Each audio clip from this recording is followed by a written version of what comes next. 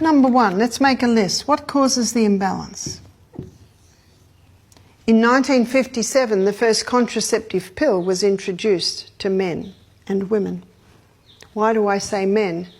Because men, of course, played a role because it's their wives that were on the pill. And I've had some women say to me, my husband said I was not to go on the pill.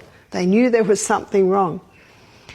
And the other reason men are affected, if a woman's on the pill for 5 or 7 years before she gives birth to her man-child, then he is affected.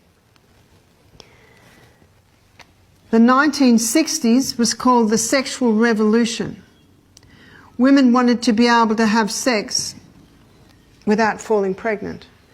Men and women are and will continue to pay a very high price for this so-called sexual freedom. What is the pill?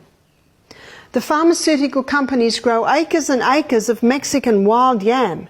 That Mexican wild yam contains a plant chemical called diosgenin.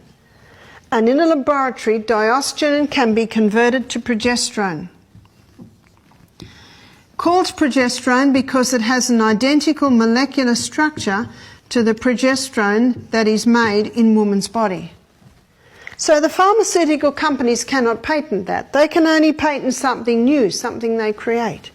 So they add a few more atoms in one area and come up with a synthetic estrogen. They add a few more atoms in another area and come up with a synthetic progesterone.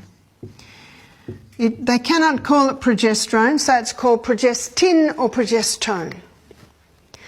These synthetic hormones, when they're taken into a woman's body, are fed into that biochemical pathway that the body uses to make its own hormones.